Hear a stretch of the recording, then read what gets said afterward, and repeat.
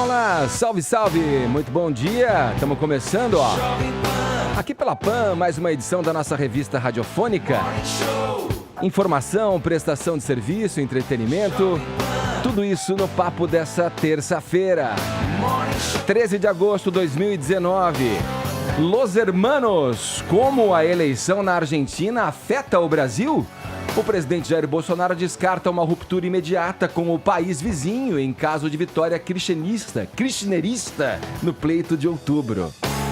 Já voltou atrás então? Peraí, bom, não sei, fiquei confuso, mas vamos em frente, a gente vai discutir isso hoje, fazendo o egípcio. FBI busca no Brasil suspeito de integrar a organização terrorista Al-Qaeda. Uau!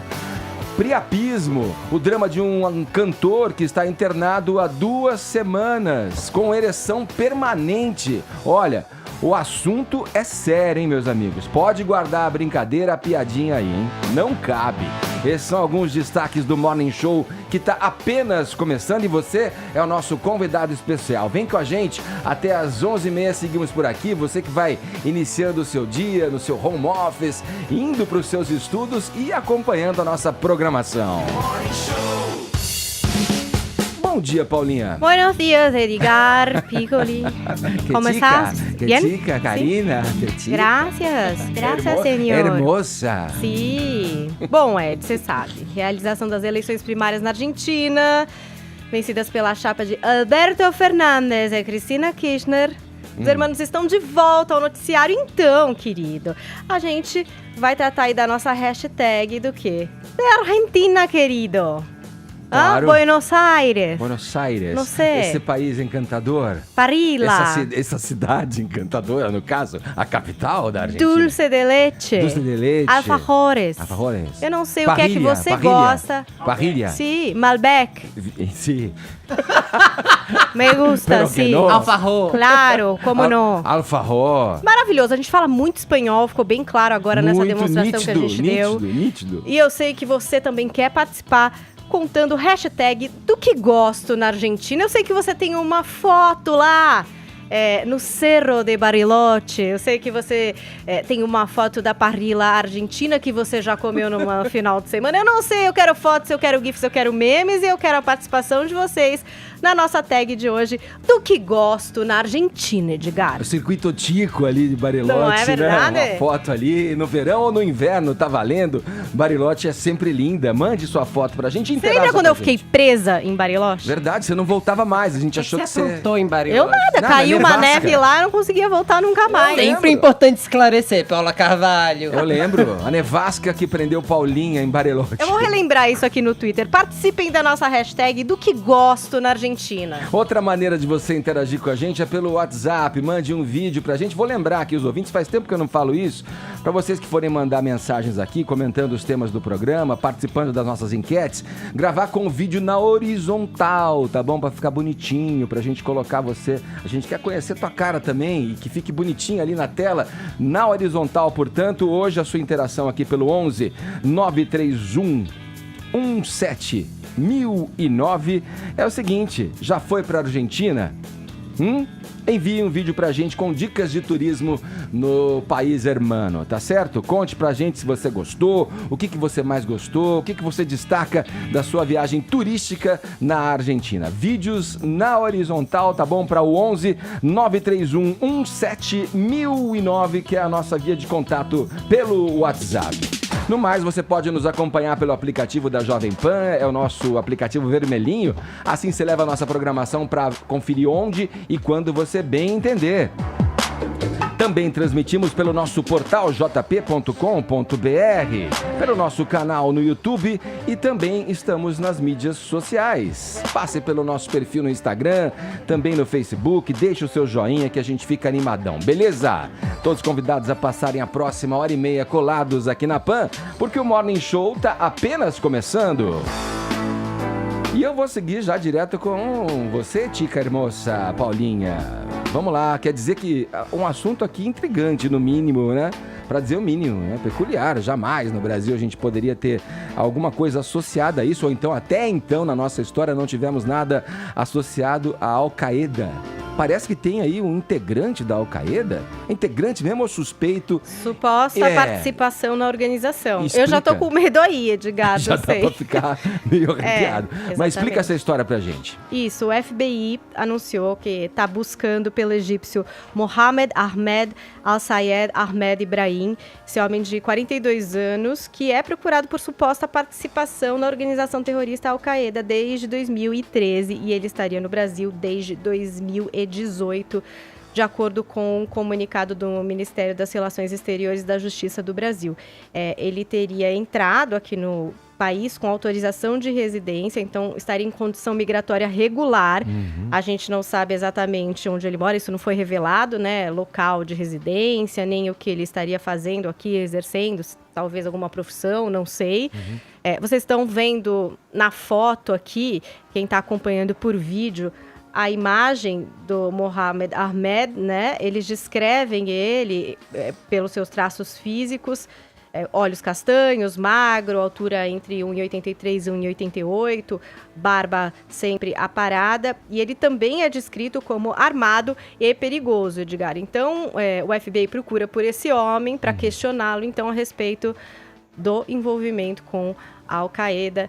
E, meu Deus, espero que encontre, né? Logo, se você tem alguma informação, pode entrar em contato com o escritório do FBI. Eu acredito que é o de Nova York, o responsável por esse caso. Ou aqui no Brasil, mais fácil você procurar a embaixada ou, enfim, um consulado próximo para você poder falar sobre isso, se você tem alguma informação. Daí, Edgar, é uma coisa meio assustadora. Esse negócio de terrorismo parece algo tão distante do Brasil, né? Pois Quando dizem que tem alguém aqui, sei lá, pode ser alarmante, seu vizinho, né? sei lá, dá um pouco de medo mesmo. Tá aí, bom, feito o registro, vamos para a nossa página de entretenimento Que agora. Medo total. Vamos lá, Fefito, eu vou falar com você. Queria comentar a respeito que você comentasse a respeito da volta do jornalista Léo Dias ao programa Fofocalizando do SBT. Ele se afastou, teve lá uma briga, não é, Fefito? Sempre é briga, ou a questão de saúde dele que envolve esse afastamento e o retorno dele para a atração. Ele vai voltar mesmo. Pois é, rolou uma tensão nos bastidores no final de julho, não muito bem explicada ainda, mas o Léo pediu um afastamento temporário do programa no finalzinho de julho. Agora Seria já umas estamos... férias que ele já tinha direito também, né? Também, verdade. É isso, Vini. Não tinha nenhuma relação dessa vez com o tratamento dele, com antidrogas? Não tinha nada a ver com o tratamento dele. Curiosamente, o Léo saiu do programa um dia antes ou 2 dias antes da entrada da Mara Maravilha, de novo. E a gente se lembra muito bem que ele e a Lívia Andrade se opuseram à Mara Maravilha durante sua primeira temporada ali no Fofocalizando. Agora, Léo Dias, que estava sumido da telinha, já tem data para voltar. Eu publiquei isso no meu blog, lá no jp.com.br/Fefito, com exclusividades. O Léo volta na quinta-feira ao ar no SBT e, olha, deve voltar com bomba, deve voltar causando, porque... Você deve estar se perguntando por que ele não volta na segunda-feira, como é normal que acontece em estreias. Eu te respondo, porque quinta-feira acontece o capítulo muito esperado da reprise de Bela a Feia na Record, que tem sido uma pedra no sapato da audiência do Fofocalizando. Na quinta-feira, a Bela a Feia vai deixar de ser feia, vai ficar bonita. Então as pessoas estão achando que a expectativa em torno desse capítulo vai ser um grande chamariz de audiência, e aí colocaram o Léo Dias para bater de frente com esse momento. Além disso, Léo vai ver um novo cenário desenhado aí no programa, porque além da volta da Mara Maravilha, ele volta estremecido com Lívia Andrade. A amizade Como não assim, voltou, gente? Fefito? Pois é, a Lívia chegou a comentar no programa Silvio Santos, inclusive, que a amizade estava estremecida por causa de reclamações dele, disse que recebeu ele na casa dela, e inclusive essas reclamações eram meio como meu corpo, minhas regras, minha casa, minhas regras. Ele não podia ter saído falando determinadas coisas, não foi ali muito explícita, mas deu a entender que é o seguinte, ó, eu sou obrigada a ficar com os outros dentro da minha casa, falando o que acontece lá pros outros que não gostam de mim, basicamente deu a entender que o Léo Dias fez fofoca da intimidade da Lívia para outras pessoas, e não precisei ir muito longe pra entender que uma dessas outras pessoas é Antônia Fontinelli, outra amiga de Léo Dias, com quem Lívia Andrade não se dá nem um pouco bem. No Twitter, Léo Dias foi flagrado curtindo um comentário que falava mal da Lívia. O comentário dizia o seguinte: tava assistindo o programa Silvio Santos e te digo, Léo, acho que ter se afastado da Lívia Andrade foi uma das melhores coisas que você fez. Pena que você não percebeu algumas atitudes dela na época que ela provavelmente se armou para Mara Maravilha. Um seguidor viu o Léo curtindo esse tweet, foi cobrar a satisfação dele e o Léo disse: olha, eu não trabalho com mentiras, eu não vivo personagens e eu não sou aquilo que não pareço ser. Eu vi muita coisa no SBT e vou permanecer calado. Agora, que eu vi um motim se formar contra a Mara, eu vi. Eu não minto. Ou seja, os times se inverteram, provavelmente o Léo Dias agora volta do lado da Mara Maravilha e meio contra, podemos dizer assim, sua ex-melhor amiga Lívia Andrade. Eu acho que essa quinta-feira de Fofocalizando promete não só pelo retorno do Léo Dias, mas pelo clima que esse programa vai estar. Bastidores. Agora é o Tô seguinte, curioso. quando o Léo ele veio pra São Paulo morar na casa da Lívia Andrade, o que aconteceu? Ele revelou isso aqui até no Pânico. Ele falou, ó, eu me livrei de uma droga, foram palavras dele, e entrei em outra. O que era essa outra droga? Era a dependência que ele tinha da Lívia Andrade, né?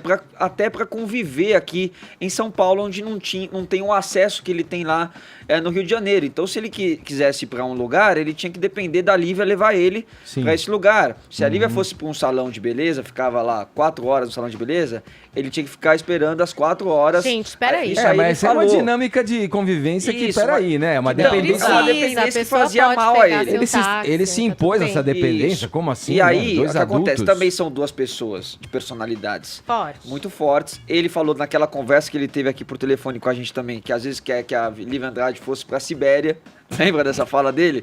Né? Para as coisas poderem se resolver. Mas eu acredito que daqui a pouco os dois já vão estar bem. Agora eu só quero entender o seguinte, Fefito. Então, a Mara Maravilha, ela não entrou para substituir as férias do Léo Dias. Ela voltou de vez para o Voltou programa. pra ficar, vai ficar lá no programa, inclusive. Até porque o Léo tem sido substituído muito bem, aliás, um abraço pra ela, um beijo pra ela, pela Fábia Oliveira, que é colunista É lá do muito Jornal boa O Dia. também. E eles têm chamado sistematicamente a Fábia pra fazer o trabalho que o Léo fazia. A Mara veio para ficar no Fofocalizando e eu acho que o clima vai esquentar. Record, abra o olho, talvez você devesse antecipar a beleza da Bela a Feia. Põe na quarta, não põe na quinta, não sei. Fica a dica. Ô, louco. É Fefito cravando, hein? Experiência, né? Ô, Vini, vamos lá. Vamos falar aí sobre o que está acontecendo, essa crise na Argentina, essas prévias aí. O que você pode nos dizer a respeito? O país vizinho, o país hermano, tá movimentado, né? E o Bolsonaro tem dado seus pitacos, né, Edgar, com relação aí a esta eleição que já está quase acontecendo lá na Argentina. Nós tivemos as primárias no domingo, Edgar, e aí as primárias não foram um bom resultado para o que esperava já o Bolsonaro, que antes mesmo já vinha dando declarações de apoio ao Macri, que ele não queria uma volta do kirchnerismo, né, até porque o candidato Alberto Fernandes tem como vice na sua chapa a Cristina Kirchner, né, a quem o Bolsonaro diz que é uma Dilma Rousseff argentina. Porém, a Argentina vive um momento de crise, né, aumentou o desemprego, aumentou a pobreza, né, o Macri teve aí de 4 anos, 2 anos sem crescimento econômico, então um período bastante delicado. O Macri veio com um discurso liberal, só que não conseguiu emplacar essa agenda liberal na Argentina, e as primárias deram mais ou menos o tom do que pode acontecer na eleição do dia 27 de outubro, né, Edgar? Onde o Macri acabou levando uma lavada aí do candidato Alberto Fernandes, que venceu por 47% dos votos contra 32%. Essas primárias é mais ou menos como se fosse uma pesquisa de intenção de voto aqui no Brasil, né, Edgar? Então, dá mais ou menos o tom aí do que pode vir a acontecer. E diante disso, o Bolsonaro esteve ontem no Rio Grande do Sul e ele fez uma comparação do que pode virar o sul do país né, com a volta do kirchnerismo, daquilo que já acontece em Roraima, próximo da Venezuela. Vamos ver a declaração dele. Não se esqueçam aqui mais ao sul da Argentina, o que aconteceu nas eleições de ontem. A turma da Cristina Kirchner, que é a mesma de Dilma Rousseff, que é a mesma de Maduro e Chaves e de Fidel Castro, deram sinal de vida aqui. Povo gaúcho, se essa esquerdalha voltar aqui na Argentina, nós poderemos ter, sim, no Rio Grande do Sul, um novo estado de Roraima. E não queremos isso. Irmãos argentinos fugindo para cá, tendo em vista o que de ruim aparece que deve se concretizar por lá, caso essas eleições realizadas ontem se confirme agora no mês de outubro. E aí, Edgar, ele também justificou aí nesse discurso dele a queda da moeda argentina, né, que despencou mais de 30%, a alta do dólar, também a queda da bolsa, todos esses índices que vieram depois dessas primárias. Mas também não dá para ignorar esses outros índices do Macri à frente do governo dele na Argentina. O Alberto Fernandes já respondeu o Bolsonaro, né? Este candidato aí da chapa kirchnerista acabou respondendo o Bolsonaro e olha, as palavras foram fortes, Edgar. Ele disse o seguinte: Bolsonaro é um racista, um misógino e um violento que é a favor da tortura, e diz que alguém assim que fala mal dele é algo que ele até celebra. E ele também disse que o ex-presidente Lula, a quem ele já visitou em Curitiba, deveria estar livre para poder concorrer a uma eleição com ele. E sobrou até para o Moro. Ele disse o seguinte: como posso acreditar na sentença de um juiz que depois vira ministro do candidato que era rival do Lula? E depois o Bolsonaro também amenizou um pouco desse discurso, porque tem a questão também, Edgar, do Mercosul com a União Europeia. Exato. É que o Bolsonaro afirmou que poderia até desfazer aquele acordo, né, de livre comércio, que foi um acordo celebrado, um acordo comemorado, caso a chapa kirchnerista voltasse ao poder. Agora ele já diz que pode romper, que não quer romper unilateralmente com a Argentina, que pode ser aí um processo até um pouco mais gradativo. Vamos ver o que vai acontecer. Provavelmente ouviu algum assessor mais consciente, né? Lembrou o presidente do cargo que ele ocupa e da maneira, né? Ele até jogou pro outro lado, né? Ele falou assim, se o Fernandes mesmo já disse que se vencer, ele mesmo pode tirar a Argentina do acordo. Então, o embate ideológico, a narrativa ideológica aí imperando aí numa situação em que outros pontos, aliás, os mais importantes e cruciais para as relações intercomerciais dos países, deveria estar em evidência. O Caio Vini trouxe vários pontos aí dessa crise, ou enfim, crise, não sei se posso chamar a Argentina, porque ela vive constantemente em crise nos últimos tempos, mas qual vai ser o seu olhar? Então, eu acho lamentável, né, essa reascensão do populismo peronista e kirchnerista na Argentina. E o mercado, que não tem compromisso com narrativa, mas com os fatos, ele já precificou esse risco. O Vini trouxe todos os elementos: a alta do dólar, o derretimento da moeda local, a queda acentuada nas bolsas, não só na Bolsa Argentina, que teve que suspender pregão, mas também nas bolsas da América Latina. E já existe, os grupos aí de Risk Assessment já falaram aí num risco de moratória de 75%. Ou seja, com esse governo kirchnerista assumindo o governo argentino, a chance de calote é 3 em 4, né? E ninguém investe em caloteiro. Então, você vai acabar aí com as possibilidades de investimento exterior numa economia que não está com um mercado interno pujante e que não vai conseguir sobreviver aí às custas dos seus próprios negócios. E aqui cumpre ressaltar uma característica do Macri, algumas, né? Ele é um cara elegante, culto, ele cumpre a liturgia do cargo, mas ele não fez um governo disruptivo, ele não abraçou de fato a agenda liberal com o, abre aspas, radicalismo que deveria ter abraçado. Fez muitas concessões ao trabalhismo, muitas concessões à forma antiga de fazer política lá na Argentina. Diferente do Brasil, de 2019, que apesar de ter uma recuperação econômica ainda incipiente, você tem a sinalização do mercado com uma alta da Bolsa, né, desde a posse do novo governo, que de certa forma precifica as expectativas dos agentes econômicos, né? Então, quando você tem um governo que, de forma disruptiva, rompe com o presidencialismo de coalizão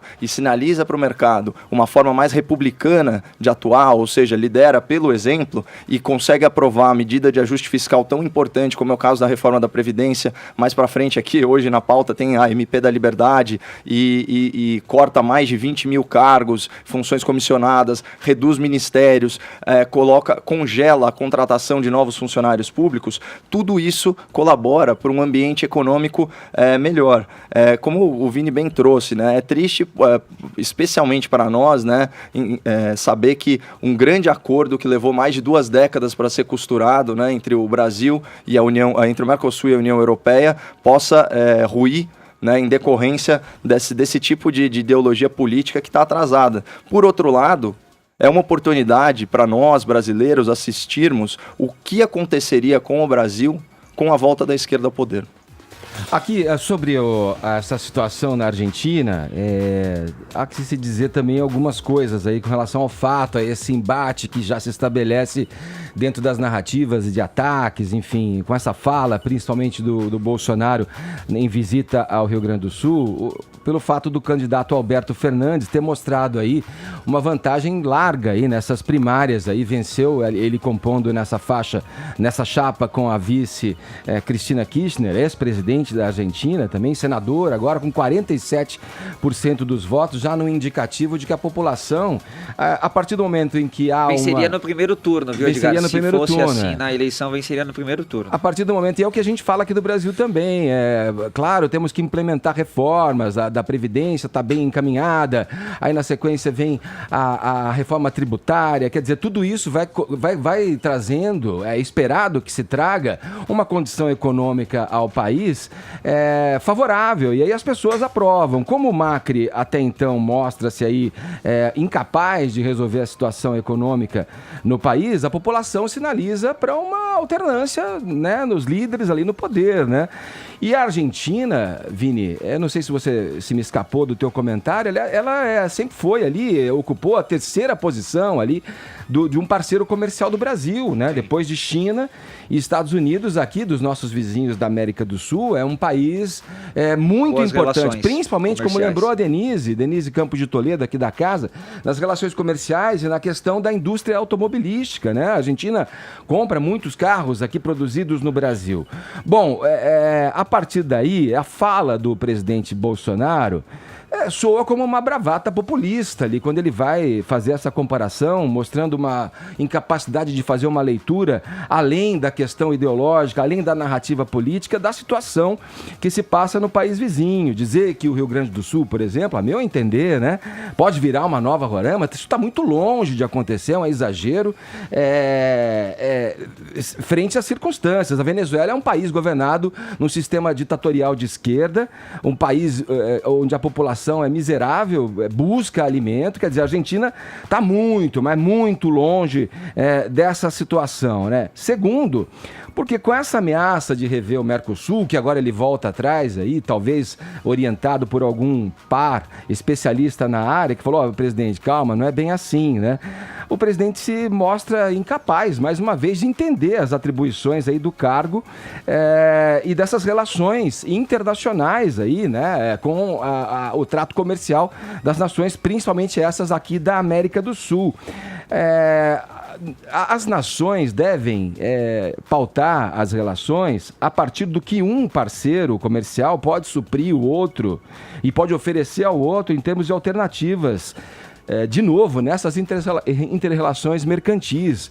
Hoje, acompanhando uma entrevista muito legal do embaixador Marcos Azambuja no Jornal da Manhã, aqui dessa mesma Jovem Pan, ele disse o seguinte, aspas para ele aí, nós temos uma amizade com a Argentina que independe das circunstâncias.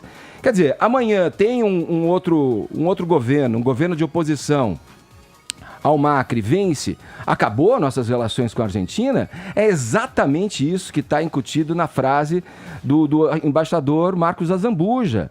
Outra coisa, a figura do Bolsonaro, ainda segundo o embaixador, de ter apostado todas as fichas, né, no Macri, porque parece que para o Bolsonaro só interessa relações que tenham afinidades ideológicas e políticas, é uma espécie de risco, né, de se impor uma autoderrota, porque se o Macri perde, e aí? Não vamos falar, então, com o candidato vencedor, o Alberto Fernandes, um eventual candidato vencedor? Quer dizer, as relações têm que ir além, mas muito além de picuinhas ideológicas. As relações dos países que compõem esse Mercosul devem se fazer a partir, claro, de interesses multilaterais de negócio e comércio, mas que vão muito além de qualquer interpretação política do momento, da circunstância, até porque essa circunstância pode mudar no minuto seguinte. Então, eu acho que as coisas, eu torço para que as coisas se apaziguem nesse campo e que, independentemente de quem seja o vencedor nas eleições da Argentina, o governo brasileiro tenha aí a abertura de negociar e dialogar, como sempre foi na tradição da diplomacia brasileira. Edgar, eu acho improvável que essa discussão ela se apazigue, é a nossa esperança, mas eu acho isso muito improvável. Porque eu também acho improvável, porque o governo vive dessa polarização e desse atrito. Mas não só isso, né, Edgar? O tom beligerante, ele é muito mais acentuado no discurso do candidato kirchnerista, né? Ele chamou o nosso presidente da República de racista, fascista e misógino. Isso são ataques pessoais, completamente descolados, inclusive de narrativas políticas. Depois de ouvir então é infinitamente mais grave. Depois de ouvir esquerdalha, um ataque do presidente também gratuito, ele não precisava. Mais uma vez, ele incorre numa briga e compra uma briga totalmente desnecessária para o país. Aí que tá. Eu acho que existe uma desproporção. A fala do candidato argentino é infinitamente pior. Do que ser chamado de esquerdalha. Porque ela ataca questões pessoais, de violação de direitos humanos e tal, enquanto as considerações do Bolsonaro, por mais grosseiras que sejam, são de natureza política. Sabe o que eu acho triste, uma coisa? É que as pessoas tenham isso para falar do Bolsonaro. Não é a primeira pessoa que fala assim, descreve o nosso presidente. E isso é muito triste e isso tem uma motivação, né? O Caio sempre diz aqui que não existe nenhuma ação de fato que comprove nenhuma dessas expressões, mas a verdade é que muitos líderes se referem ao nosso presidente assim, e isso é muito triste. Isso aí. Ô Edgar, e assim, eu acho também que o Bolsonaro, obviamente que ele deveria se preocupar com essas questões acerca das relações, acerca do que pode acontecer se um governo ganhar ou outro tipo de governo ganhar, mas não deveria se intrometer tanto naquilo que a população argentina quer votar ou entende que é melhor para o país dela. Né? O Macri precisa vencer na Argentina, o kirchnerismo não pode voltar. Isso eu acho que não cabe ao Bolsonaro falar. Ele tem que se preocupar com as relações que o país vai travar com a Argentina, independente do governo que vencer por lá. É isso, Vinho, é isso que eu penso também. Bom, vamos lá, vamos falar com o Zé Maria Trindade diretamente a Brasília. Vamos entender aí, hoje vai haver a votação da MP da Liberdade Econômica. Trindade vai explicar pra gente do que se trata, Zé. Vamos lá, uma das principais bandeiras do governo Bolsonaro, inclusive, essa medida provisória da liberdade econômica. Bom dia para você aí na capital federal, Zé. Salve, muito bom dia, Edgar. Bom dia a todos.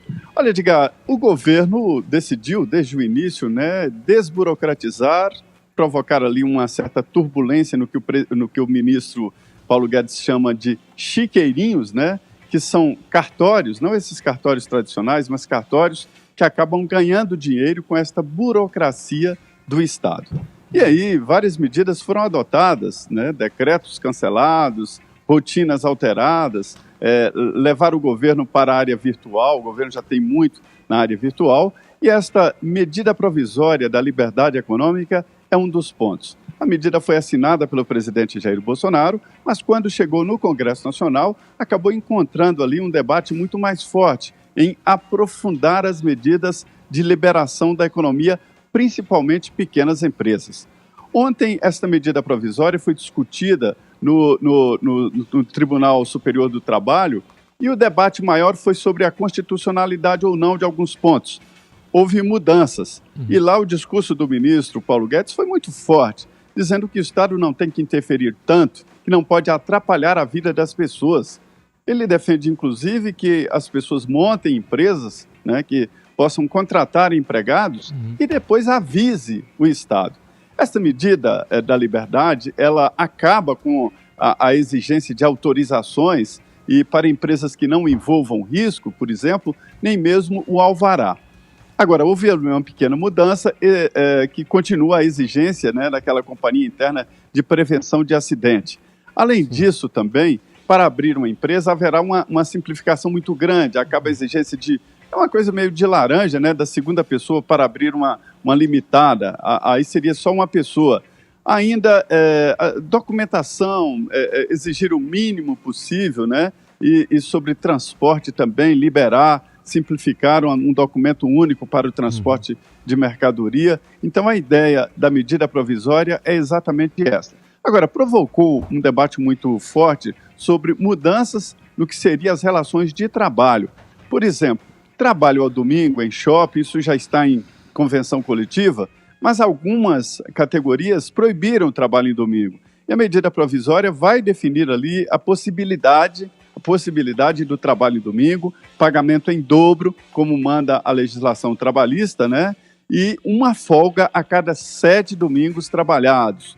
Então, é uma regulamentação geral e que inclui ali mudanças na área trabalhista. Não é exatamente uma mini-reforma trabalhista, mas há mudanças, daí a polêmica. Sim. A novidade é que essa medida está vencendo. Se não for aprovada e sancionada até o final do mês, perde a validade. Daí a corrida. Hoje deve ser votada na Câmara. Sim, o Zé, me parece muito boa essa medida, né? Esse destravamento que ela propõe nas relações do empreendedor, enfim. Eu acho que isso pode ser muito positivo. Porém, me ocorre aqui a seguinte questão com relação a esse último tópico que você abordou aí dos trabalhos e relativo às folgas, né? Como é que... Porque as folgas existem por uma questão de saúde, né? O cara tem que... Ele extenuado não pode continuar trabalhando, ele pode desenvolver ali doenças, inclusive as doenças, as chamadas novas doenças, em decorrência das atividades, digamos, ininterruptas, né? Qual é a observação que se faz? Existe uma visão sensível a essa possibilidade, Zé? Porque a folga é um direito garantido por lei, né, do trabalhador. E nessas relações, digamos, mais informalizadas, digamos, sem a observação e a regulação por parte, né, do Estado, podem gerar uma situação em que a saúde do trabalhador, enfim, pode ser prejudicada, assim, pelo excesso de trabalho e pela falta de folga. Existe algum olhar nesse sentido, com essa sensibilidade, diante, né, das discussões em torno dessa MP aí da liberdade econômica, Zé? Sim, as folgas continuam, só que na segunda ou terça, né, de acordo com a atividade de cada empresa, de cada atividade econômica. Essa é uma reivindicação antiga do pessoal da área de venda de automóveis usados. A categoria não permite o trabalho ao domingo, como a convenção coletiva que permite a abertura de shoppings, né? Houve uma negociação. E aí as folgas seriam durante a semana. Agora, só que em cada 7 domingos trabalhados, uma folga tem que ser no domingo, entendeu? Sim. Agora, as folgas continuam durante a semana e não no domingo. Por exemplo, uma atividade que tem um forte faturamento no domingo, aí ele dá a folga na segunda, quando o movimento é mais brando e tal. E outra novidade é a desobrigação de assinatura de pontos. Isso pode levar aí a trabalhadores que ficam sem assinar ponto e acaba a empresa fazendo com que o trabalhador trabalhe mais. Mas a quantidade de horas semanais continua, 48 horas. Tá certo, Zé. Obrigado pelas informações aí, bom trabalho para você em Brasília. Qualquer novidade, volta a chamar a gente. É isso, muito bom dia. Valeu, bom dia. Essa MP, ela foi a MP 881, né? Ela foi oportunamente batizada de MP da Liberdade Econômica. Aqui eu queria fazer um registro e parabenizar o deputado federal Jerônimo Gorgen. Ele é o relator, né, da MP da Liberdade Econômica. Parece um cara muito equilibrado, muito sensato. Ele é do PP do Rio Grande do Sul, e eu tive a oportunidade de conversar com ele após um painel do qual nós participamos junto, inclusive sobre outros assuntos como reforma política, e ele já estava imbuído aí nessa tarefa hercúlea de ser relator da SMP, que, pasmem, teve mais de 300 emendas, né? E o Jerônimo, que é um cara que conhece muito aí de agricultura, um político aí especializado, inclusive no interior do Rio Grande do Sul. Ele disse que ele é um político à moda antiga, que se converteu ao liberalismo por força da realidade, né? E, na verdade, o que trata esse MP? Da agenda liberal, a gente comentou mais cedo, que foi o que o Macri não conseguiu implementar na Argentina de forma disruptiva. Então, em última análise, você está aumentando a autonomia econômica de pequenos empresários e trabalhadores para contratar e para empreender também.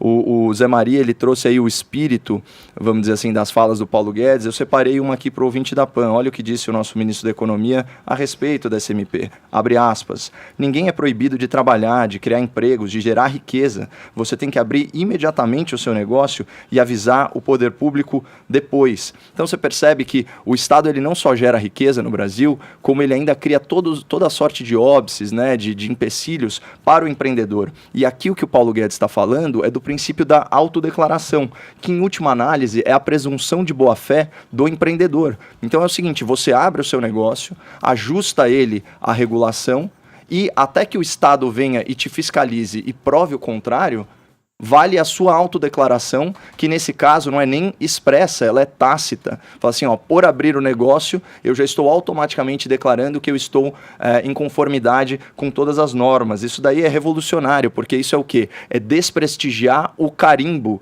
do funcionalismo público, que acaba, na sua forma pervertida, gerando aí uma indústria da multa, uma indústria da corrupção. A gente sabe muito bem que os fiscais desse país têm patrimônio incompatível com a remuneração que recebem. Só destacar aqui para o ouvinte da PAN alguns pontos interessantes aí da MP da Liberdade. Ela vai trazer aí o fim do e-social, que vai ser substituído por um sistema mais simples, com menos dados. Assim, estima-se economia até de 50% das horas, da complexidade desse sistema. A carteira de trabalho ela passa a ser digital. Você tem, como eu disse, a dispensa de alvarás para pequenos negócios, um salão de beleza, um pequeno bar, esse tipo de coisa. O Zé já explicou muito bem a questão do trabalho aos domingos e feriados, mas é essencial a gente frisar isso. Não se trata de acabar com a regulamentação que protege a saúde do trabalhador. Pelo contrário, ele pode folgar em outros dias, mas cada segmento de negócio tem a sua realidade e fatura mais em determinado momento. Não tem cabimento o governo regulamentar o dia da semana que a pessoa pode ou não pode trabalhar, até porque o trabalho, a contratação, em última análise, é uma questão de escolha pessoal, tanto de quem contrata quanto de quem é contratado. E um outro ponto muito interessante, só para fechar, é a redução nas exigências para acesso de pequenas e médias empresas ao capital, ao mercado de capitais, à bolsa, esse tipo de coisa. É um grande pacote de desburocratização e será uma grande vitória para o povo brasileiro. Agora, 10h38, horário de Brasília.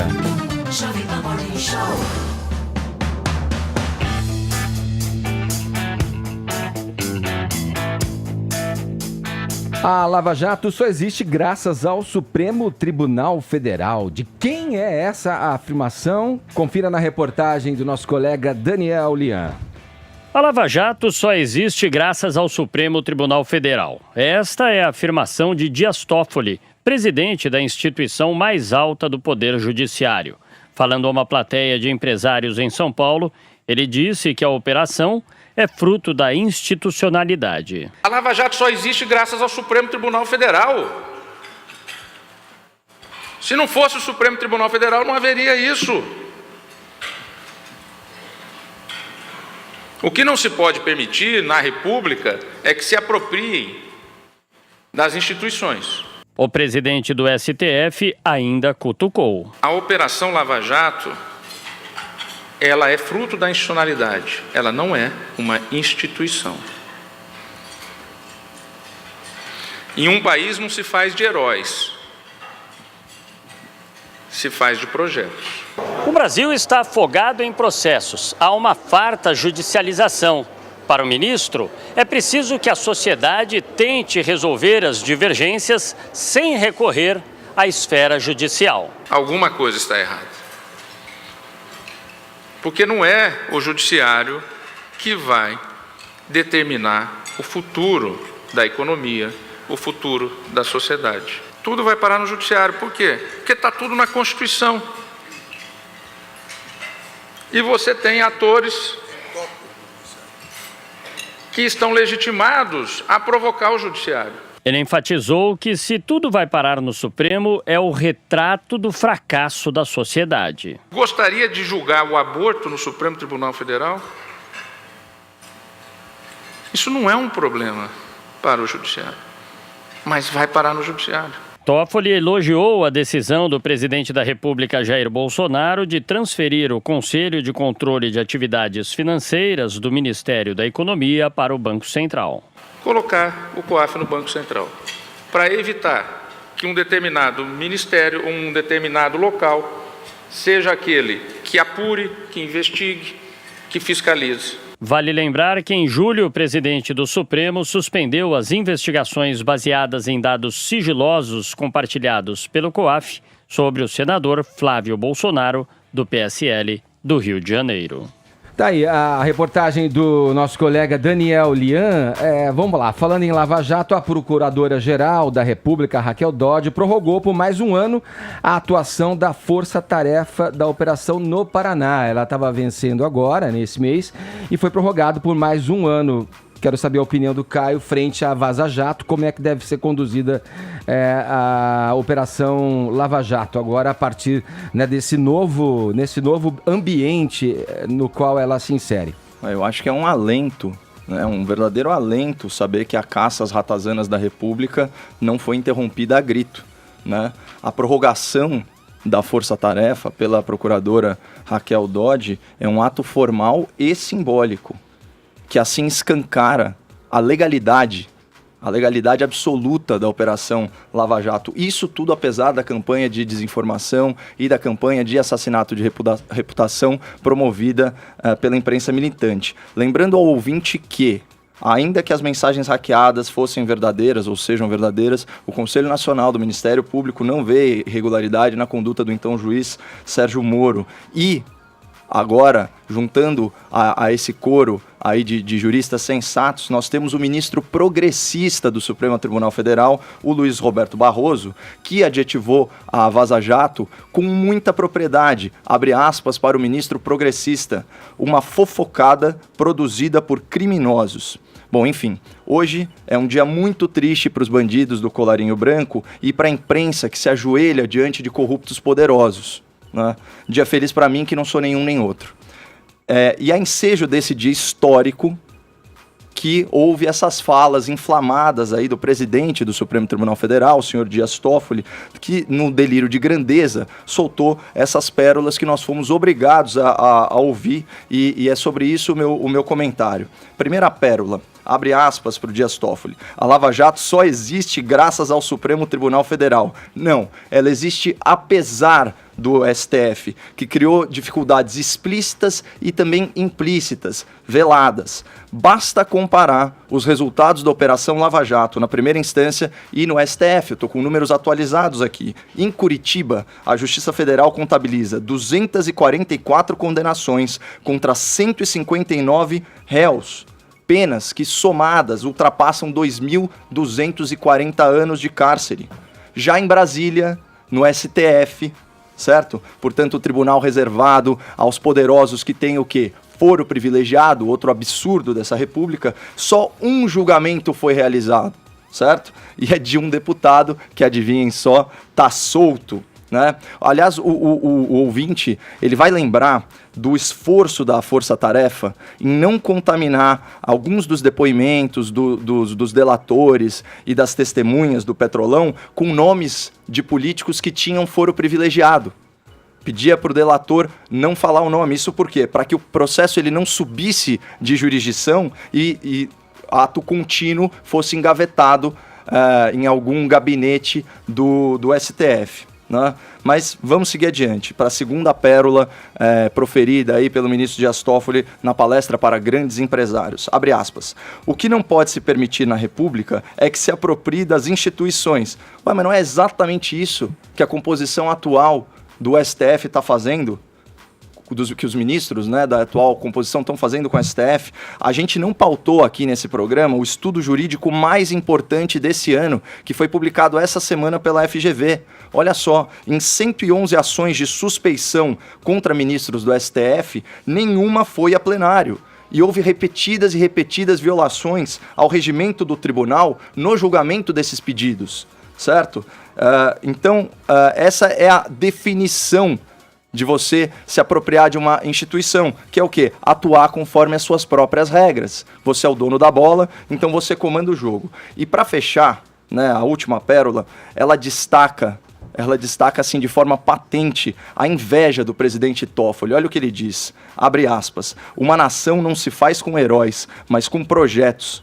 Ora, aquele que não é e que nunca foi herói, ele repudia o heroísmo, porque ele tem inveja do herói. É aquela lição de moral encerrada na famosa fábula de Esopo, a raposa e as uvas, não é verdade? Diante da impossibilidade da raposa de obter as uvas que estão numa vinha muito alta, ela desdenha delas. Ela fala o quê? As uvas estão verdes. O herói, ele não é perfeito, mas ele tem o caráter superior, ele não é unânime, mas ele é admirado por muitos. E a história da humanidade, ela é repleta de heróis.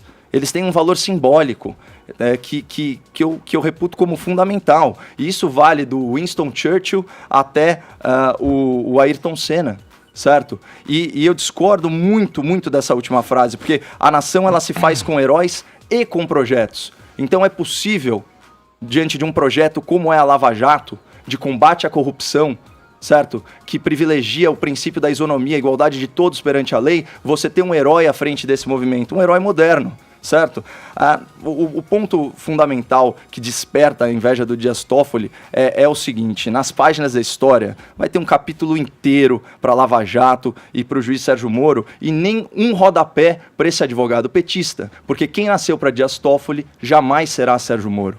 O Edgar, e por falar em Dias Toffoli, neste momento os senadores da República receberam a deputada estadual Janaína Pascoal, que discute o impeachment, né, um pedido de impeachment do Dias Toffoli, com base aí em processos judiciais que ele suspendeu ali do COAF, da Receita Federal, sem determinação da Justiça Federal. Então a Janaína Pascoal levou este pedido de impeachment aos senadores e eles estão discutindo as formas desse processo poder avançar ou não. Mas sim.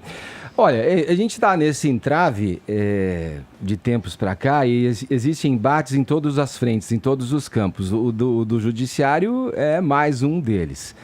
Todo esse texto aí que vem sendo publicizado pelo The Intercept e os seus parceiros na divulgação dessas conversas dos procuradores na condução das coisas da Lava Jato, né, dos processos envolvendo a Lava Jato, a maneira como foram conduzidas as ações, apontados já as exorbitâncias cometidas ali. O texto, todo esse texto, a considerar que a partir da prisão do hacker e de todo esse material que passou pela mão do ministro da Justiça Sérgio Moro, do juiz do caso, o Valisney Juiz de Brasília, e agora se encontra por determinação do STF no Supremo Tribunal Federal, o texto está lá. Quer dizer, eles são detentores a se basear pelas informações que estão sendo veiculadas do texto original e que poderia confirmar ou não. É aí que está o conteúdo e a precisão daquelas mensagens que estão. A assessoria do Ministério Público, ela é recorrente numa resposta meio que default ali. Ele responde sempre, olha, não reconhece a autenticidade das mensagens roubadas e a partir de um crime cometido, beleza, tudo bem. Aí a questão da gente voltar o olhar para o conteúdo. Uma vez que está lá o texto, as autoridades competentes podem observar a similaridade ou as coisas que estão sendo ditas nos conteúdos ali. Com relação à condução, um procurador que articula com movimentos populares, que conspira informações, que debocha, que coloca ali, olha, eu não posso dizer isso, mas vou me manter aqui, mas é o que eu penso, como é revelado nas conversas, certamente, para qualquer leigo, está extrapolando as atribuições do seu cargo. Olhando para o conteúdo das mensagens. O resto vira uma narrativa política de, se você está colocando o olhar e o foco e a luz nessas mensagens, você é isso, você é aquilo. Se você desqualifica as mensagens de uma maneira geral, fechando os olhos para o conteúdo que elas revelam, você então está enquadrado também em outro movimento. Mas para mim, sei lá, olhando aqui as últimas revelações dessa ligação com os movimentos populares, como Vem Pra Rua, ou nas ruas, o próprio Instituto Moody, sendo utilizado, aí, como se diz no jargão da política, como laranjas, para pressionar politicamente ali a escolha de um relator da Lava Jato após a morte, por exemplo, do ministro Teori Zavascki, ou a escolha do novo procurador da República, quando ainda era presidente o Michel Temer, a pressão em cima do Alexandre de Moraes, um dos quadros do Supremo Tribunal Federal, sobre aquela questão que envolvia a aprovação, enfim, a execução da pena após o julgamento em segundo grau, em segunda instância. Bom, ali, se você olha os conteúdos e entende que o conteúdo está na mão das autoridades e que aquele conteúdo tem a veracidade, você vai saber que o procurador adotou um lado ali e fica evidente dentro da narrativa o lado do espectro político no qual o procurador atuou. Não é à toa que no próprio Conselho Nacional do Ministério Público tem processos ali e há a possibilidade de abertura de processos administrativos. Isso não sou eu que estou dizendo, não é quem observa as mensagens que pode ser um adversário político do presidente Jair Bolsonaro, mas são as autoridades jurídicas que compõem o Conselho Nacional do Ministério Público que entendem que pode haver sim a abertura desse processo contra o procurador Deltan Dallagnol por conta de uma declaração dele a uma emissora de rádio, acusando ministros, né? No caso o Lewandowski, o Toffoli e o Gilmar Mendes, de passarem uma mensagem de leniência com relação à corrupção. E veja, as coisas têm que ser olhadas com distanciamento, porque aqui não se faz uma defesa de Lewandowski, de fulano ou cicrano do Supremo Tribunal Federal. Se faz um olhar e uma observação crítica a uma conduta de um agente jurídico, né, de um promotor à frente de um caso. Essas para mim, são questões que devem ser olhadas com atenção. O que vai dar, novamente, o que vai acontecer disso e o resultado de tudo isso, cabe à Justiça. Cabe na sua instância máxima ali e ao Supremo Tribunal Federal, se for o caso, se isso chegar a esse ponto, dirimir qualquer questão voltada ao conteúdo que vem sendo revelado. Ponto. Pacífico. É isso que eu entendo que é o papel da imprensa olhar. Qualquer coisa que denote uma preferência para cá e para lá, aí já é outra coisa, menos, talvez, jornalismo. É a minha opinião sobre isso. Só um recado aí O que vocês pensam sobre isso? Eu não sei se a gente já está entrando no break, mas eu queria só deixar um recado aí para o ouvinte do Morning Show. Hoje eu vou participar do programa Pânico e a pauta de hoje é bem interessante, né? A censura promovida pelo Congresso Nacional a alguns ativistas do movimento nas ruas, né? Já que você trouxe aí a figura do ativismo aí à baila. E também nós vamos falar sobre o impeachment dos ministros do Supremo, especialmente o Dias Toffoli, o Ricardo Lewandowski, o Alexandre de Moraes e, claro, o Gilmar Mendes. Boa, falando em censura, é bom, Caio, falar da censura velada também que acontece frente a comentaristas, analistas que se posicionam de uma maneira contrária à conduta do presidente Jair Bolsonaro. Às vezes essas coisas não são tão visíveis, não são tão explícitas, mas elas, se você com um pouco de atenção observar, você vai vendo as ações de governo e seus simpatizantes em tentar calar vozes dissonantes. Mas jamais aqui na Jovem Pan, hein? Pelo amor amor de Deus, como ficou muito bem registrado pela fala belíssima, aliás, de despedida. Não tive a oportunidade de parabenizá-lo em público, do Carlos Andreasa. Perfeito. Carlos é um grande amigo e espero um dia ser prestigiado com ele sendo editor de um livro meu. Perfeito, jamais aqui. Aqui a gente pode falar o que pensa, estamos sob a pluralidade de ideias e isso é muito bom. Ufa! Ufa. Agora 11 horas, 1 minuto, horário de Brasília. Jovem Pan Morning Show. Morning Show. A Jovem Pan é uma das mídias parceiras do evento Blast You, uma feira de tecnologia, inovação e empreendedorismo que está rolando agora no pavilhão da Bienal no Ibirapuera. A gente tem até um stand por lá, de onde fala a nossa repórter, nossa colega Marcela Lorenzetto. Bom dia, Marcela. Bom dia, Edgar. Bom dia para toda a galera que acompanha o Morning Show. É isso mesmo, a gente tem um stand aqui, uma feira de inovação, tecnologia e empreendedorismo. Então, claro, o Jovem Pan tinha que estar presente. Chama Bless You. São 2 dias de evento, começando hoje e terminando amanhã. As palestras começaram por volta das 9 da manhã e terminam às 7 horas da tarde. Ainda dá tempo de se inscrever e também pagar sua inscrição no site blessyou.com.br. Agora há pouco, às 10 horas da manhã, tivemos a palestra do Grupo Jovem Pan. O diretor de rede da Jovem Pan, nosso parceiro Carlos Aros, está aqui comigo. Falou agora há pouquinho sobre a inovação digital da Jovem Pan, né, Aros? Exato, esse processo, né, que a gente já está vivendo há 5 anos, mais ou menos, e que está só no comecinho, são só os primeiros passos. A gente falou sobre isso aqui, que envolve a Panflix, que a gente vai apresentar para o mundo daqui a algumas semanas, envolve todas as plataformas digitais. Enfim, a gente falou sobre toda essa nossa jornada e como cada vez mais é preciso inovar, e a Jovem Pan, como parte do DNA, inova sempre.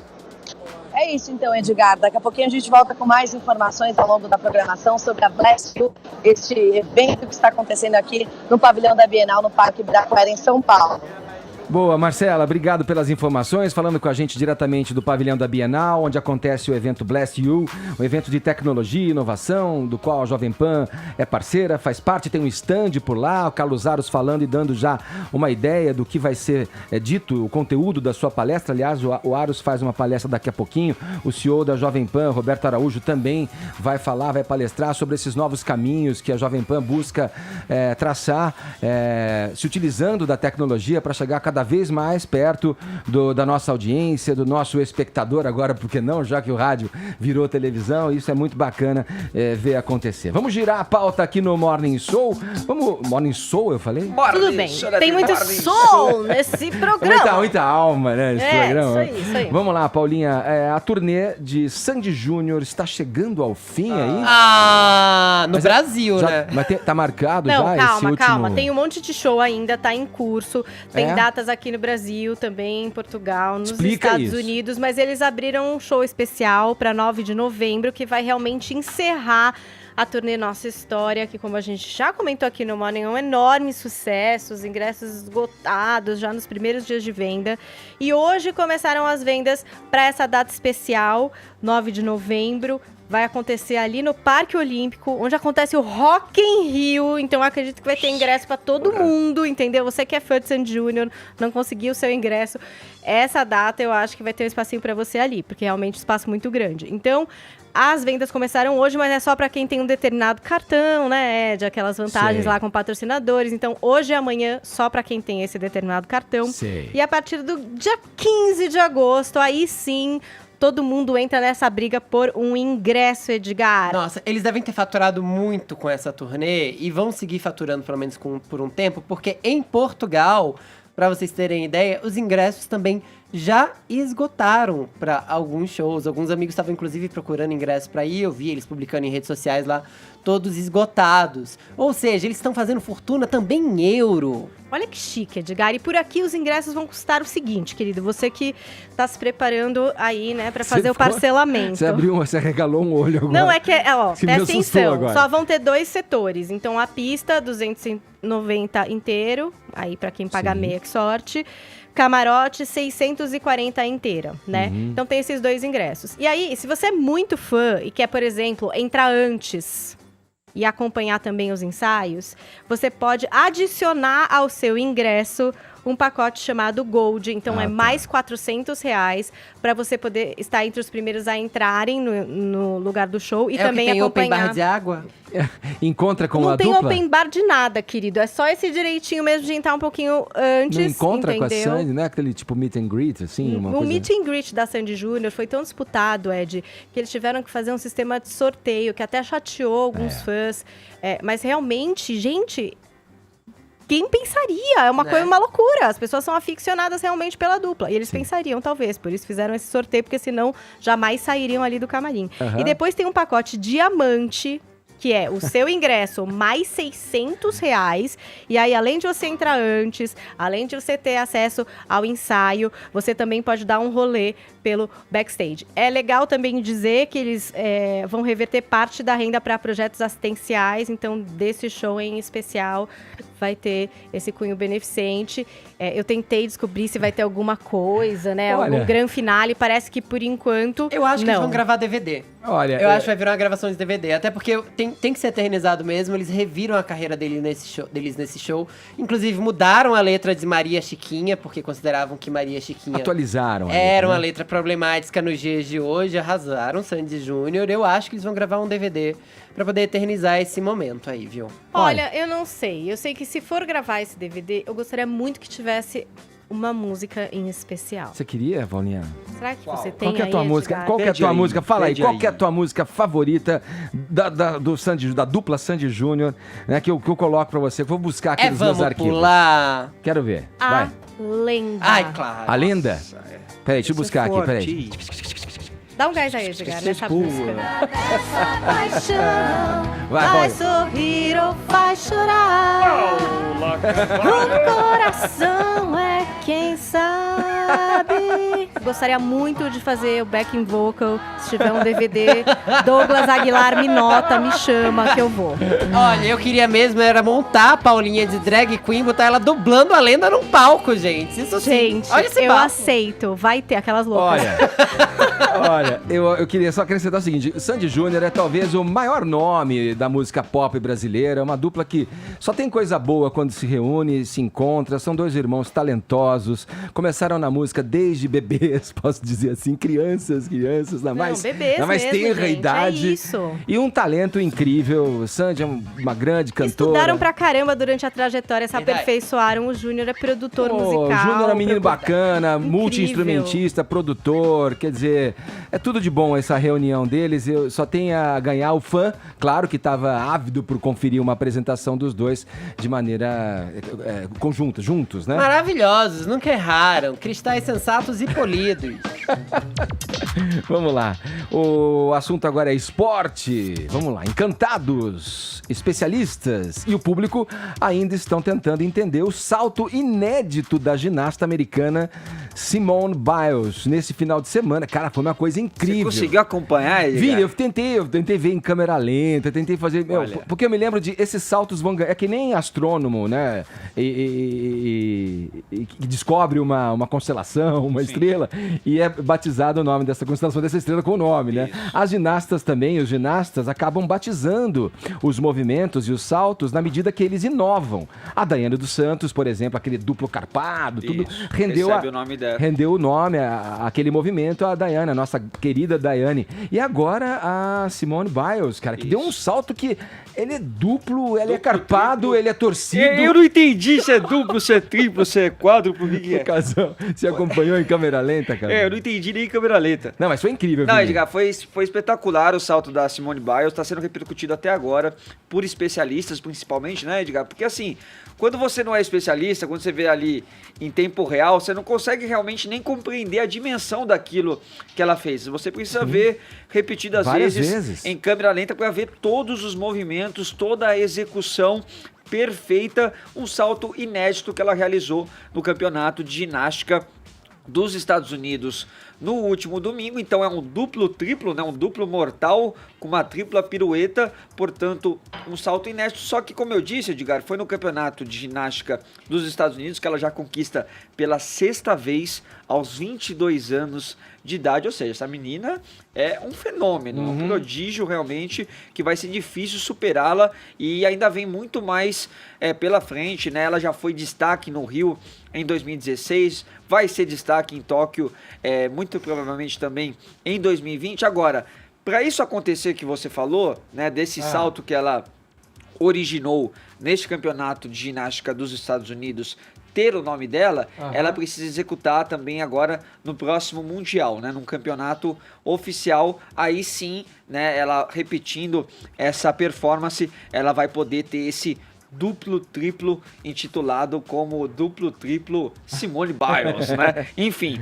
o salto fica com outro nome, mas na teoria ali vai ficar com o nome da Simone Biles, que merece todos os aplausos realmente, incrível. Porque foi incrível. Recomendo quem ainda não assistiu. Infelizmente a gente não pode por aqui por direitos autorais, mas é só você procurar aí pela internet que você vai poder achar. Agora, Edgar, eu queria não deixar passar aqui também despercebido, já que a gente tá falando de esporte. O Pan-Americano, cara. A gente não tá falando do Pan, Vini. Então, pô. Eu acho que foi um erro nosso até, viu? Vamos fazer a autocrítica aqui do você que você que é o dono dessa pauta, cara, dessa editoria. Mas olha, o Fefito vai concordar comigo também. O que é que eu fiz de errado? De certo. O fato do Pan-Americano não ter passado na Globo, ou talvez em um canal, vamos colocar aqui também a Bandeirantes, que tem uma tradição no esporte, ele acabou sendo menos comentado porque acabou passando na Record e não teve uma audiência tão grande assim esse ano, né, Fefito? Olha, ainda tava rolando, né, nesse final de semana, então a gente ainda não tem os números completos do PAN, mas de fato a repercussão não foi tão grande quanto se esperava. Isso, não foi tão comparável assim a anos anteriores. Mas a gente precisa falar, Edgar, até porque o Brasil fez um feito histórico nesse Pan-Americano realizado em Lima. Eu quero trazer alguns dados aqui que eu acho ficou importante. Ficou em segundo, não foi, Vini, Segundo no quadro de medalhas, Legal. atrás apenas dos Estados Unidos. Foram 171 medalhas, 55 de ouro, 45 de prata, 71 medalhas de bronze, ouros inéditos no badminton, no boxe feminino, na patinação artística feminina, no taekwondo feminino. Tivemos o tri-pan-americano do levantamento de peso com o Fernando Reis, o Isaías Queiroz, como sempre, brilhante também no remo, a Mayra Aguiar e a Rafaela Silva no judô, as meninas do hand, as meninas do basquete que infelizmente, né, Edgar, nos últimos anos, principalmente o basquete feminino, perdeu muito do investimento. Sim. Então é muito legal ver essas meninas levando, e também 3 ouros do Francisco Barreto na ginástica artística, também um feito inédito. Então a gente precisa parabenizar esses atletas que ainda têm que lidar, né, com pouco investimento, com a pouca estrutura fornecida, mas eles mesmo assim fizeram valer lá o nome do Brasil no Pan-Americano. Sim, ressaltar a importância e parabenizar a TV Record aberta, né, uma TV aberta em levar para o grande público os esportes brasileiros, né? Sim, aliás, deveria acontecer com mais vezes, porque o Brasil não se resume só a futebol, inclusive a gente tem categorias de atletismo que passam despercebidas no que diz incentivo ao esporte. Essas pessoas são guerreiras, corajosíssimas de enfrentar a vida, de peito aberto, sem incentivo nenhum, e a Record mandou muito bem, inclusive contratando pessoas especializadas em comentários, como Virna, Daiane dos Santos e várias outras. Isso, e a exposição só faz os patrocinadores chegarem a esse esporte que é tão pouco patrocinado, né? Bem observado. E do público também compreender que não é só, né, porque tá passando na Globo, né? Tem outros canais que estão mostrando também. Isso, agora quem tá aí? Deixa eu aproveitar que o nosso casão. Não, ainda vou ver, viu? Vai ver. É duplo, triplo, você falou? É torcido. Mas você vai ficar confuso, né? Eu sempre tô. 11h20, horário de Brasília. Bora! Seguindo aqui já, retinha final do Morning dessa terça-feira. Meus caros ouvintes, espectadores, vocês sabem o que é priapismo? Olha, eu fui buscar ali a informação, não sabia o que era. E se assustou, né? Fefito conta e explica aí como é que é esse drama aí, vivido por um cantor inglês há 2 décadas. Não, há 2 semanas. Ah, é? Calma! Ah, então... Calma! Calma, duas calma. décadas, Caralho, seria a torre de realmente. Até doeu em mim aqui. Há 2 séculos. Se ele tivesse há 2 décadas, pinto ia duro. ter updates Não, ó, semanais a gente- sobre o estado de saúde dessa pessoa. A gente falou que não ia fazer piada quanto isso, o assunto é sério, Fefi. O assunto é sério, mas a gente pode fazer certa piada, porque se você aí de casa nunca ouviu falar em Danny Polaris, agora você vai querer ouvir e acompanhar ele assim, ó, dia após dia. Quem é Danny Polaris? Danny Polaris surgiu no Instagram agora como uma nova celebridade, porque ele está em Berlim, ele é inglês, ele faz parte de um duo de jazz, ele é cantor, ele também é escritor e editor. E aí, ele tá com um probleminha em Berlim, gente. Foi internado com priapismo. Priapismo é basicamente quando o soldadinho tá sempre batendo continência. O pinto duro. Nunca relaxa. Exatamente, Edgar. Já que você quis colocar nessas palavras, ele tá ali sempre, ó, ereto, o pênis dele. E não abaixa. Sério, agora é a hora que você vai ficar angustiado. Porque todo mundo pode achar que isso é muito legal pra um homem, sinal de masculinidade, mas não é. Sem relaxar, corre risco de gangrena, necrose ou qualquer Caramba. outro tipo de problema. Ele já passou por algumas cirurgias no hospital de Berlim, já passou por procedimentos cirúrgicos ali pra tentar fazer o pênis abaixar e nada até agora. O que causa isso, Efita? Você chegou a essa informação? Ele disse o seguinte aqui, olha aí, Edgar. Eu tava fora do Instagram por um tempo, desculpa se vocês sentiram minha falta, mas agora eu tô meio mal. Tô lendo o post dele traduzindo ao mesmo tempo. Eu tenho um perigosíssimo priapismo que já dura uma semana. Isso ele postou na semana passada, já são 2 semanas, não é mesmo? Que isso é uma ereção que não abaixa nunca. Eu tive muitos dolorosos procedimentos cirúrgicos e tô numa escala 10 de dor, de 0 a 10. Tô chorando de medo e dor. Talvez eu nunca mais tenha uma ereção. Os doutores não sabem exatamente o que vai Caramba. acontecer. Todo mundo me pergunta como aconteceu. Rápida resposta, uma má reação a um novo tipo de Viagra. Ou seja, ele tomou um remedinho pra ficar ali batendo continência e o remedinho nunca passou o não efeito. passou efeito. O Danny Polaris Caramba. está fazendo inclusive um crowdfunding lá em Berlim. Os amigos dele estão se mobilizando na internet para poder financiar os procedimentos cirúrgicos dele e também procedimentos para ele ficar de boa, tipo reiki, acupuntura e tudo mais. Estão apelando pra tudo. Nossa solidariedade ao Danny Polaris. Você que não sabe o que é priapismo, pense muito bem antes de tomar remedinhos sem receita médica, assim, indiscriminadamente, porque o efeito pode ser bem barra pesada. Isso não tem nada de masculinidade afirmada, não. Perfeito, isso é problema seria de uma saúde. bad trip ou uma good trip? Isso é uma bad péssima trip trip. total, gente. Isso é uma péssima trip. Se você quiser demonstrar solidariedade ao Danny, é @Danny com 2 N's e Y Polaris, o Instagram dele. Olha aqui, na reta final do Morning, a gente vai aqui com a música tradicional argentina. Nossa, a gente tá cantando muito hoje, Edgar. Vamos contratar, gente. Tô meio tenor hoje. Paulinho, como é que tá? Tudo pra você, pra fazer a cama, jogar o tapete vermelho pra você discorrer sobre nossa hashtag do que gosto na Argentina. Pois é, o segundo assunto mais comentado neste Brasil hoje no Twitter, hashtag do que gosto na Argentina. Aê! Vamos ler aqui que a galera gosta, Fernanda Colesi. Estou morando na Argentina desde o início do ano e o que eu mais gosto é a segurança. Andar despreocupada de dia ou de noite é fantástico. Só sabemos o que é segurança de verdade quando somos privados dela. Fora o vinho, comida boa, ruas arborizadas, essa tá feliz de morar na Argentina. Churrasco. Luiz Gonzaga, minha esposa gostou do chorizo. Meu irmão do bairro da Boca. Do Boca, né? Boca. Já eu acho lindas as fotografias que eu vejo no Google, já que nunca tive a oportunidade de conhecer a Argentina. Tenho esperanças de um dia fazer esta viagem. Você vai conseguir, Luiz? Vai postar a foto pra Então, gente? tô achando. Luiz, nosso sócio. Ana Muniz lembrou de Mafalda. Postou uma foto Mafalda. aí dessa personagem de cartoon que é muito amada na Argentina e também aqui no Brasil. Tem muita Sim. gente que é fã Da da Maitena. Mafalda. Exatamente. Boa, Paulinha. Olha aqui, pelo nosso WhatsApp também, chegaram notícias de turistas brasileiros na Argentina. Vamos ver o que eles dizem pra gente. Solta aí, Murilo, por favor.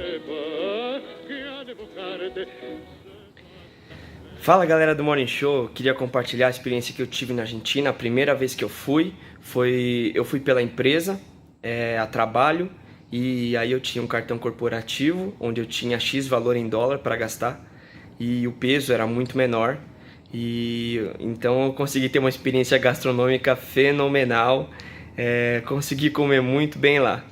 E queria mandar um abraço para todos aí, Eduardo Isídio, daqui de São Paulo. Tchau, tchau. Bom dia, Morning Show. Aqui é o Kleber Gouveia de Campos do Jordão. Parei o carro para falar com vocês. Aí sim. Para quem for para Buenos Aires, o que você não pode perder, o que você não pode deixar de ir no bairro del Boca. E ainda se você tiver sorte de pegar um dia, de tiver jogo e a torcida do Boca tiver Ele é bonito reunida, ou é só branco? É fora do normal. Para quem gosta de futebol, é um prato cheio, viu? Edgar, tô com você, viu? Coppola, Fefito, um abraço. Ô Edgar, inclusive no estádio do Boca... Morning. Opa, peraí, segura aí, Murilo, segura aí. No estádio do Boca, eu fui lá recentemente, só pode torcida única. A bomboneira. Né? É que nem Campinas. E ali eu estranhei também uma das nossas ouvintes falou em segurança. Lá precisa bairro... ver a região, né? Porque o bairro lá é bem perigoso. Bom, a Argentina, gente, ela pode não estar em Buenos Aires, ela pode estar em Mendoza, ela pode ter seu Aras e produzir o seu vinho. Gente, a Argentina é bem maior do que Buenos Aires. O estádio Boca Torcida Única é por conta da violência, como em outros lugares também acontece. Na minha terra natal, Campinas, o derby campineiro é disputado com torcida única, lamentavelmente. E meu bug perdeu. Mas o Carlitos Tevez, de fato, é um grande passeio. E ver Carlitos Tevez. Santelmo. Vamos lá, mais uma mensagem. Solta, Murilo. Fala, galera do Morning. Ednelson de Itápolis, beleza? Fala, garoto. Olha, uma coisa que tem que experimentar se for pra Argentina é Coca com Fernet, ou Fernet com Coca, né? Eles falam lá na Argentina que se for pra Argentina e não tomar Fernet com Coca, é a mesma coisa que vir pro Brasil e não tomar caipirinha. Caipirinha, boa. Mas tem que ser Fernet Blanca. Sim. O detalhe é esse, tem que ser o Fernet Blanca. Valeu! Aí, o ouvinte participando. Dica mais que anotada, quero tomar isso. O ouvinte participando aqui. O Fernet, o Sercon, que é um apreciador dos connoisseur. É tipo um vermute, assim, o Fernet? Ou o Fernet já é uma bebida? Me passei. Vou ficar te devendo nessa, a gente pode conferir no bar daqui. Eu acho que é tipo um espumante, gente. Não. Depois o ouvinte conta pra gente. Tá bom. Então. Edgar, mas eu quero beber do mesmo jeito. Só um recado rápido aí. Agora sim o nosso bordão vai ter bolos. Guilherme Boulos amanhã aqui no Morning Show. Boa. Ih, promete, hein? Vamos lá, a gente finaliza com este clássico de Argentina. Tchau, gente. Olha, muito obrigado pelo prestígio da audiência. Vocês que seguiram com a gente até agora aqui nesse programinha de rádio, nesse Morning Show. É pra isso que a gente existe. Pra entretê-los, informá-los. E parece que vocês estão junto aqui da nossa discussão. Isso é mais legal. Tchau, até amanhã. Morning Show.